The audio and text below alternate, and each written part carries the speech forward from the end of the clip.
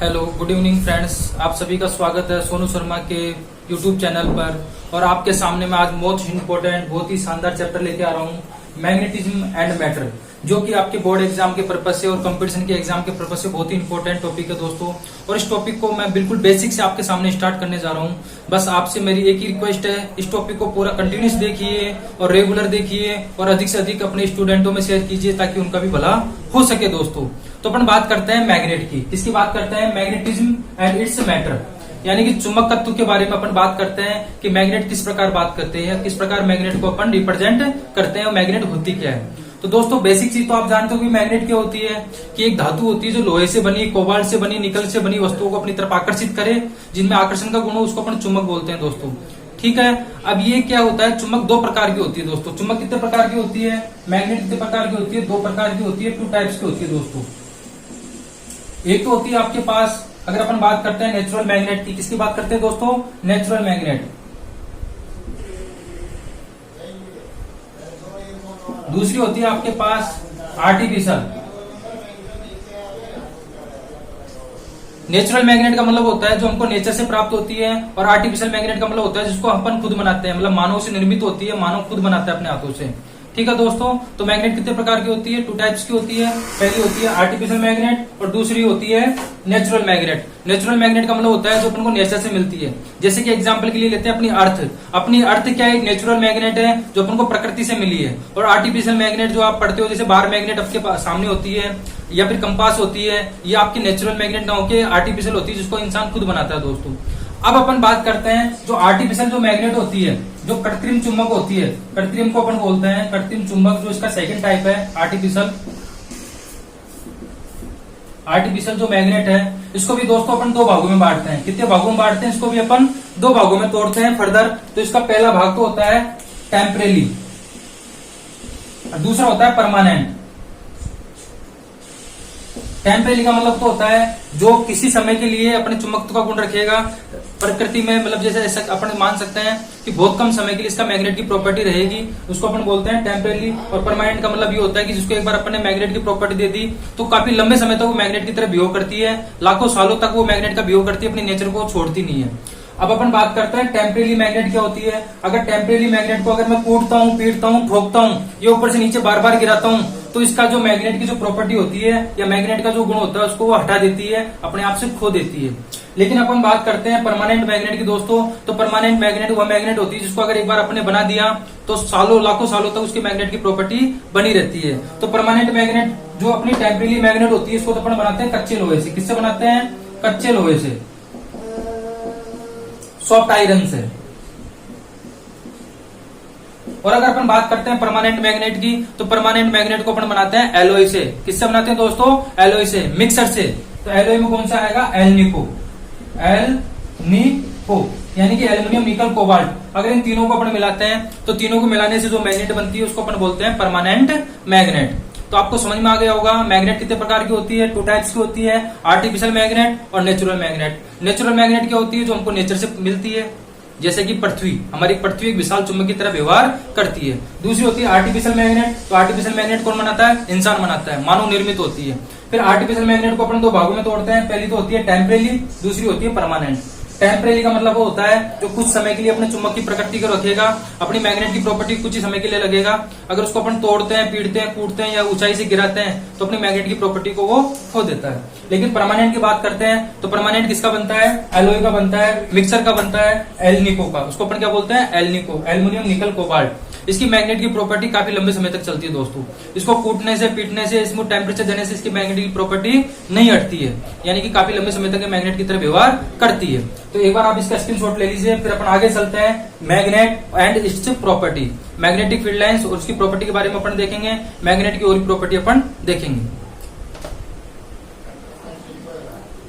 ठीक है दोस्तों, अब आगे चलते हैं अपन।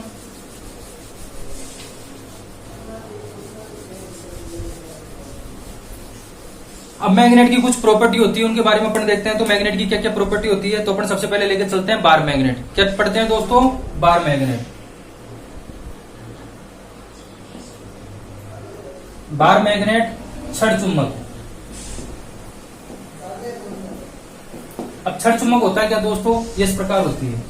मैंने माना कि अपने को छड़ चुंबक ले ली, इसमें दो पोल्स होंगे, एक तो नॉर्थ पोल होगा इसका, एक साउथ पोल होगा दोस्तों। इसको बोलते हैं उत्तरी ध्रुव, इसको बोलते हैं दक्षिण ध्रुव। यानी कि अपन को एक चीज पता चल गई कि मैग्नेट में, चुंबक में कितने ध्रुव होते हैं, कितने पोल्स होते हैं, दो पोल्स होते हैं, नॉर्थ पोल और साउथ पोल। कभी भी मैग्नेट में सिंगल पोल्स का अस्तित्व संभव नहीं रहेगा, यानी कभी भी सिंगल या एकल ध्रुव नहीं रहता है। जैसे कि अगर मैं इसको यहाँ से तोड़ दूंगा, इस प्रकार में काट दूंगा, तो वापिस यहाँ पे कौन सा पोल बन जाएगा, एस पोल बन जाएगा। कभी भी एकल पोल पॉसिबल में नहीं है मैग्नेट के अंदर। जब भी आप मैग्नेट को बार बार तोड़ते जाओगे, हटाते जाओगे, अगर यहाँ से इसको तोड़ोगे तो यहाँ पे वापिस एस पोल आ जाएगा दोस्तों। तो आप लिखोगे कि मैग्नेट में कभी भी एकल पोल का या सिंगल पोल का अस्तित्व संभव नहीं है दोस्तों। अब अपन पढ़ते हैं magnetic field lines and its property, जो कि आपके एग्जाम के पर्पज से मोस्ट इंपोर्टेंट है। तो अपन बनाते हैं magnetic field lines and its property. तो देखिए दोस्तों, मैंने माना कि मेरे पास ये कोई मैग्नेट है, ये इसके पोल्स ले लिया आपने एन और एस। तो मैग्नेटिक फील्ड लाइंस कैसे निकलती है दोस्तों, मैग्नेटिक फील्ड लाइंस एन से तो निकलती है और एस में एंटर होती है। क्या होगा, एन से निकलेगी और एस में एंटर होती है। इस चीज को आपको याद रखना है कि मैग्नेटिक फील्ड लाइंस हमेशा एन से निकलकर और एस में एंटर होती है। तो आपको दिख रहा है डायग्राम में, मैग्नेटिक फील्ड लाइंस कहां से निकल रही है, एन से निकल रही है, और एंटर कहां पर हो रही है, एस में एंटर हो रही है।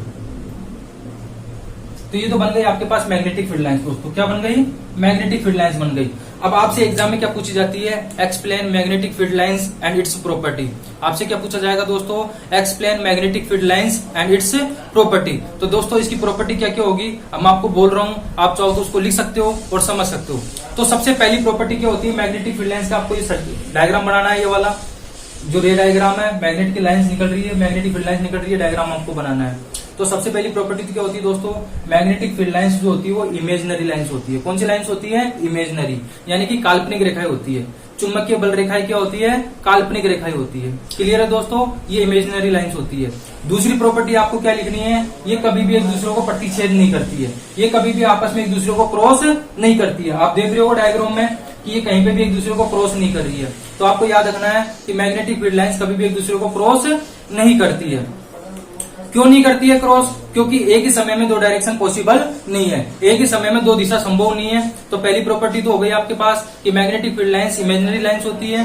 दूसरी प्रॉपर्टी हो गई कि ये एन से निकलती है और एस में एंटर होती है। तीसरी प्रॉपर्टी हो जाएगी ये कभी भी एक दूसरे को क्रॉस नहीं करती है।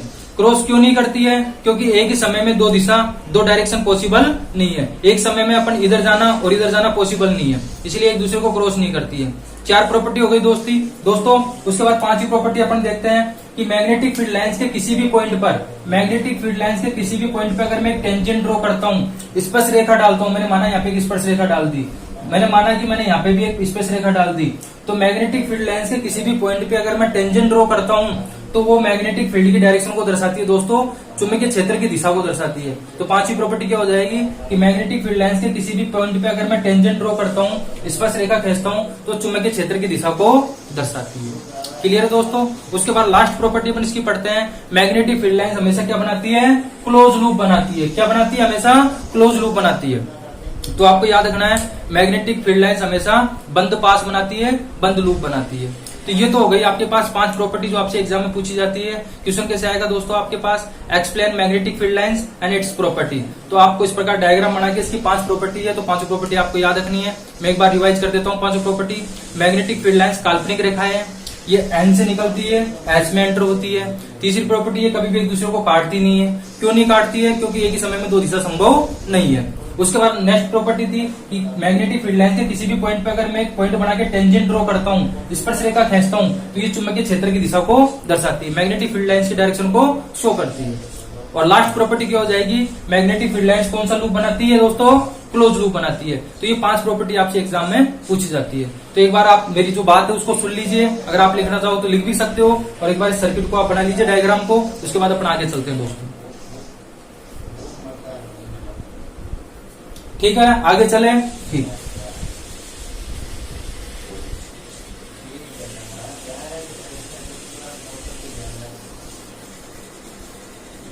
अब अपन बात करते हैं दोस्तों बार मैग्नेट के ऊपर, कि बार मैग्नेट को अपन किस प्रकार कैटेगराइज कर सकते हैं, कैसे उसके डेफिनेशन दे सकते हैं, कैसे उसको एक्सप्लेन कर सकते हैं। तो सपोज करो अपन ये बार मैग्नेट बना ली, ये आपने कोई बार मैग्नेट बना ली दोस्तों, ये बार मैग्नेट है, ये इसका एन पोल है, ये इसका एस पोल है। अब बार मैग्नेट में पहली चीज आती है दोस्तों पोलर स्ट्रेंथ। क्या आती है पहली चीज? पोलर स्ट्रेंथ,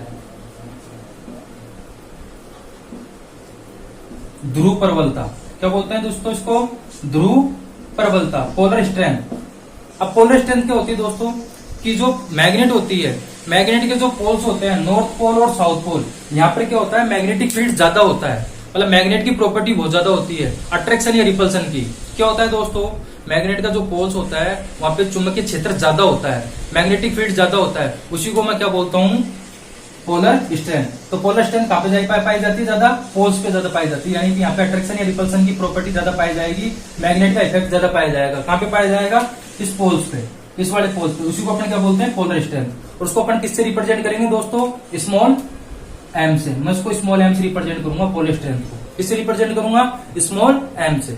उसके बाद नेक्स्ट चीज आपसे पूछी जाती है दोस्तों इफेक्टिव लेंथ। क्या पूछी जाती है? इफेक्टिव लेंथ, प्रभावी लंबाई, प्रभावी लंबाई।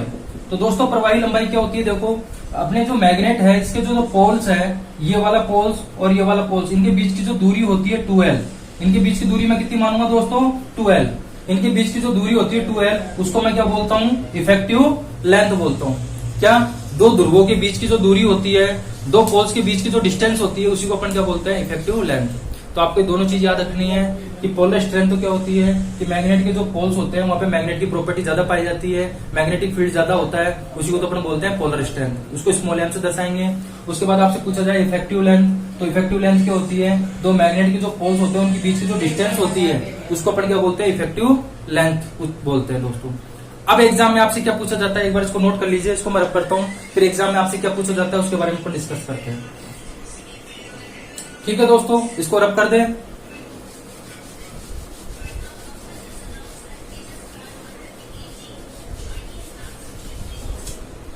अब अपन बात करते हैं दोस्तों चुंबकीय आघूर्ण की। किसकी बात करेंगे अपन? चुंबकीय आघूर्ण की, जो कि आपसे एग्जाम में पूछा जाता है दोस्तों। नेक्स्ट टॉपिक आपका चुंबकीय आघूर्ण। इसको दोस्तों अपन कैपिटल एम से दर्शाते हैं। किससे दर्शाते हैं? कैपिटल एम से। चुंबकीय आघूर्ण, मैग्नेटिक डायपोल मूवमेंट। अब इसको अपन कैपिटल एम से दर्शाएंगे, इसके बारे में आपसे एग्जाम में पूछा जाता है, तो आपको याद रखना है मैग्नेटिक डायपोल मूवमेंट चुंबकीय आघूर्ण कैपिटल एम बराबर होता है दोस्तों स्मॉल एम इंटू 2l, यानी कि पोलर स्ट्रेंथ कैपिटल एम बराबर होता है पोलर स्ट्रेंथ मल्टीप्लाई में इफेक्टिव लेंथ। कहने का मतलब ये है ध्रुव प्रबलता और प्रभावी लंबाई, ध्रुव प्रबलता और प्रभावी लंबाई का जो गुणनफल होता है उसी को दोस्तों अपन क्या बोलते हैं? चुंबकीय आघूर्ण बोलते हैं। क्या बोलते हैं उसको अपन? चुंबकीय आघूर्ण बोलते हैं। समझ में आ गया चुंबकीय आघूर्ण क्या होता है? आपसे एग्जाम में पूछा जाता है कि चुंबकीय आघूर्ण को परिभाषित कीजिए, तो आपको सिंपल याद रखना है पोलर स्ट्रेंथ और इफेक्टिव लेंथ का जो मल्टीप्लाई होता है उसी को अपन चुंबकीय आघूर्ण कहते हैं। क्लियर दोस्तों, आपको यहाँ तक समझ में आ गया होगा, कोई दिक्कत नहीं होनी चाहिए। उसके बाद आपसे इसकी यूनिट पूछी जाती है। क्या पूछी जाती है दोस्तों? यूनिट। तो इसकी यूनिट क्या होगी? देखो यहाँ पे पोलर स्ट्रेंथ है, तो पोलर स्ट्रेंथ की यूनिट क्या होती है? एम्पियर। क्या होती है? एम्पियर। और यहाँ पे लेंथ है, तो लेंथ की यूनिट क्या होगी? 2l है, तो मीटर स्क्वायर। तो इसकी यूनिट क्या हो जाएगी दोस्तों? Ampere into metre square. Unit का मतलब होता है मात्रक, इसका मात्रक आपको याद रखना है एम्पियर इंटू मीटर स्क्वायर। अब आपके एग्जाम में क्वेश्चन कैसे आते हैं, तो एक बार इस पे अपन क्वेश्चन करके देख लेते हैं कि एग्जाम में क्वेश्चन कैसे पूछे जाते हैं दोस्तों आपसे। तो एक बार इसकी थोड़ी सी प्रॉब्लम कर लेते हैं, इससे पहले इसका स्क्रीनशॉट ले लीजिए आप।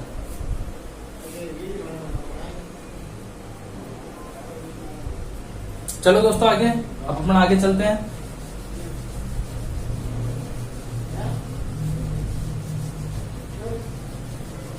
तो आपको याद रखना है कि चुंबकीय आघूर्ण क्या होता है? चुंबकीय आघूर्ण m बराबर होता है स्मॉल m इंटू 2l। अब ये फॉर्मूला आपको दिमाग में याद रखना है। अब क्वेश्चन कैसे आता है आपके एग्जाम में? आपको क्वेश्चन दे दिया जाएगा कि आपके पास कोई बार मैग्नेट है, या आपके पास कोई बार मैग्नेट है, उसके बीच की डिस्टेंस कितनी थी दोस्तों? 2l, और इसकी पोलर स्ट्रेंथ कितनी दे दी आपको? Small m। क्या दे दी इसकी पोलर स्ट्रेंथ? Small m। अब आपको कह दिया जाएगा कि अगर इस मैग्नेट को इसकी एक्सेस से परपेंडिकुलर काट दिया जाए, क्या बोल दिया जाएगा? इसकी एक्सेस क्या होती है? ये एक्स अक्ष। अगर इसको मैं ऐसे परपेंडिकुलर काट दूं, इसकी एक्सेस को परपेंडिकुलर काट दूं, तो इसके चुंबकीय आघूर्ण पे क्या प्रभाव पड़ेगा? या मैग्नेटिक डायपोल मोमेंट पे क्या इफेक्ट पड़ेगा, इसके चुंबकीय आघूर्ण पे क्या प्रभाव पड़ेगा। तो कुछ ना कुछ तो चेंज आएगा। तो अपन देखते हैं कैसे चेंज आएगा।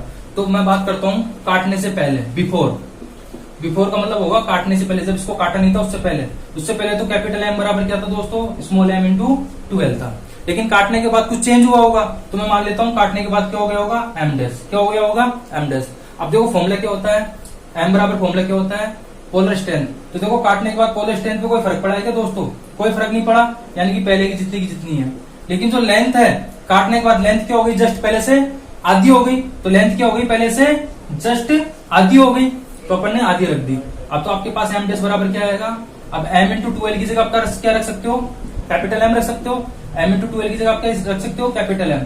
तो कैपिटल एम बाई 2। यानी कहने का मतलब ये हो गया कि जब किसी भी मैग्नेट को, बार मैग्नेट को उसकी अक्ष के पैरेलल अपन काटते हैं, तो उसका जो चुंबकीय आघूर्ण निकल के आता है, डायपोल मोमेंट निकल के आता है, तो वो कितना निकल के आता है, पहले का जस्ट आधा निकल के आता है। क्लियर है। अब इसी प्रकार इस मैग्नेट को चाहो तो आप इसके पैरेलल भी काट सकते हो, इसके एक्सिस के पैरेलल। तो एक बार इसको नोट कर लीजिए, पैरेलल वाला केस भी देख लेते हैं अपन। चलिए दोस्तों आगे अब दूसरा केस ले लेते हैं। ये तो अपन ने परपेंडिकुलर काटा था, अब अपन पैरेलल काटेंगे, ठीक है।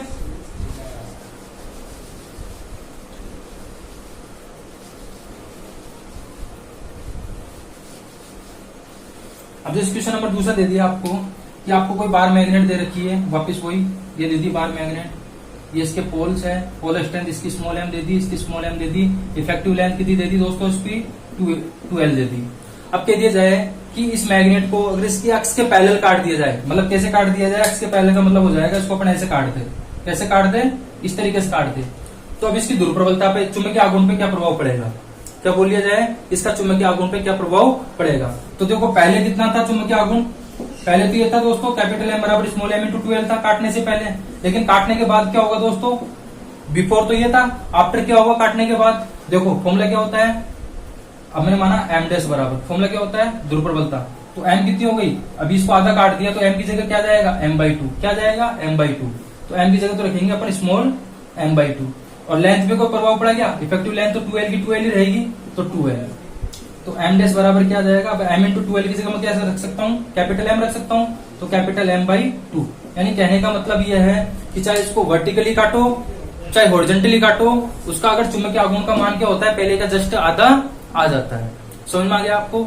यदि किसी भी बार मैग्नेट को, जैसे आपके पास बार मैग्नेट है, अगर इसके मैं अक्ष के अगर इसको परपेंडिकुलर काटता हूँ तो इसका जो चुंबकीय आघूर्ण आएगा वो जस्ट आधा आएगा, और इसके अक्ष के अगर मैं पैरेलल बीच में से काटता हूँ ऐसे, तब इसका चुंबकीय आघूर्ण क्या आएगा, जस्ट पहले से आधा आएगा। आई होप आपको ये चीज अच्छे से समझ में आ गई। क्लियर है दोस्तों। इसको एक बार स्क्रीनशॉट ले लीजिए, फिर मैं आपको एक और क्वेश्चन करवाता हूँ इस पे अच्छा वाला। चलिए दोस्तों आगे रब कर दे इसको।